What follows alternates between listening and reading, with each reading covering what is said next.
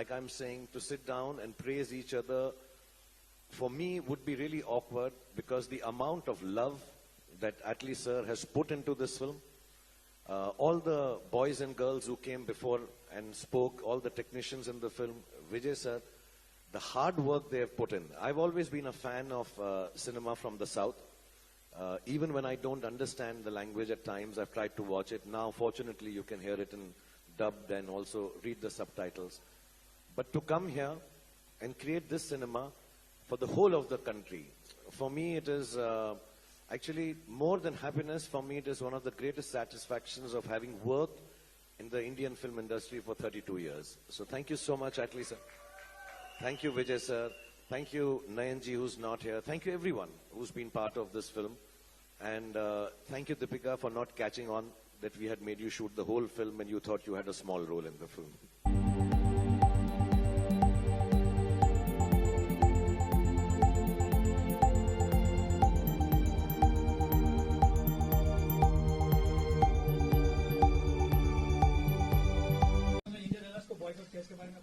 देखिए, इसमें हमारे कांग्रेस पार्टी का साफ साफ ये मंशा है कि वे जर्नलिस्ट जो जर्नलिज्म कर रहे हैं उनके साथ हम हैं। बार बार राहुल गांधी जी कहते हैं कि अब डरिए मत, आप लोगों पर बहुत दबाव है, हम जानते हैं, हम आपके साथ हैं। लेकिन वे कुछ लोग जो भाजपा के मीडिया सेल के व्हाट्सएप ग्रुप में हैं, पीएमओ के व्हाट्सएप ग्रुप में हैं और दिन रात देश में नफरत फैलाने का काम कर रहे हैं। नफरत फैलाना आईपीसी सेक्शन 153 के अनुसार एक जुर्म है।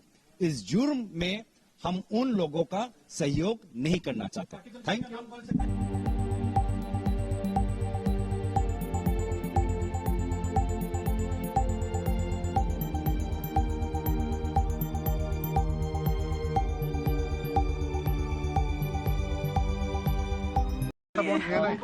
इसमें कोई बात मैं नहीं कह सकती। एक माँ बाप का जवान बेटा इस तरह शहीद हो गया तो उनके लिए क्या रहा, उनकी तो दुनिया खत्म हो गई ना। अब इसमें हम क्या करेंगे, कितनी बार बोलेंगे मजम्मत करते हैं, कंडेम को, उससे तो वो वापस नहीं आएगा। वो इतना 1 साल भी उसकी शादी को नहीं हो गया था और इस तरह गोलियों का शिकार हो गया। ये तो हमारी बदकिस्मती है जम्मू कश्मीर की कि हमारे जवान इस तरह शहादत पाते हैं, जबकि उनके दिन हंसने खेलने के होते हैं और वो कब्रिस्तान की रौनक बन जाते हैं। मैम ये बता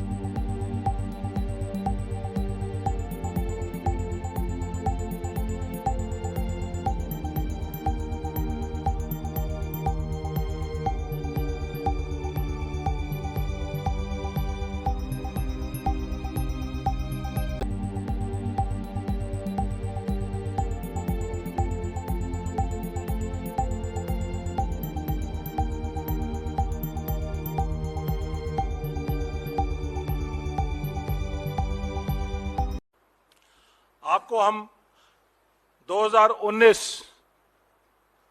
के कुछ पल दोबारा से याद दिलाना चाहते हैं, जब 13 फरवरी 2019 को हमारे 40 जाबाज सैनिक अपनी कॉन्वॉय में श्रीनगर जाते हुए, जिनको जहाज डिमांड करने पर जहाज से ना ले जाकर रोड के रास्ते ले जाया गया और 40 हमारे साथी शहीद हुए। और वो भी इसी जगह के पुलवामा और अनंतनाग, ये दोनों एक साथ जुड़े हुए डिस्ट्रिक्ट्स हैं। साउथ कश्मीर हॉटबेड है मिलिटेंसी के तौर पे। इन्फिल्ट्रेशन बहुत ज्यादा हो रही है इस साल और हमें उम्मीद थी कि कुछ ना कुछ ऐसा दुर्घटना घटेगी।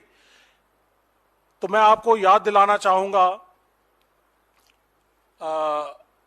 पुलवामा के कुछ पल, जब वीडियो दिखाएंगे। ये हमारे सैनिकों की शहादत हुई थी। 250 किलो आरडीएक्स पुलवामा में घूम रहा था। हमारे साथी, हम लोग सब इस बात के गवाह हैं कि आरडीएक्स वहां पे थोड़ा सा भी कहीं इधर से उधर हो जाता है तो सेना चौकन्नी हो जाती है। और 250 किलो RDX किस तरह से उस समय पर वहां पर घूम रहा था। तो ये उस समय के गवर्नर सत्यपाल मलिक जी ने इस बात का खुलासा किया था।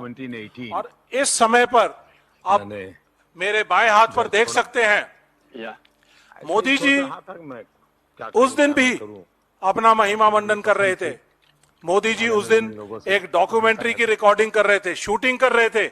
हमारे सैनिक वहां पर शहादत देते रहे, उनका खून बहता रहा, लेकिन मोदी जी की शूटिंग नहीं रुकी। लोगों से मिलता रहता। क्या ये सही है? मैं आप प्रेस के मेंबरान से कहता हूं, पूछना चाहता हूं, क्या ये सही है? देश का सैनिक अपने देश के लिए अपना खून बहा रहा है और हमारे देश के प्रधानमंत्री संवेदनशीलता दिखाने की बजाय अपनी बेरुखी की हदें पार करते हुए अपनी महिमा मंडन करते रहे, डॉक्यूमेंट्री की शूटिंग करते रहे, या अपने बीजेपी के हेडक्वार्टर में फूलों की बरसात अपने ऊपर करते रहे।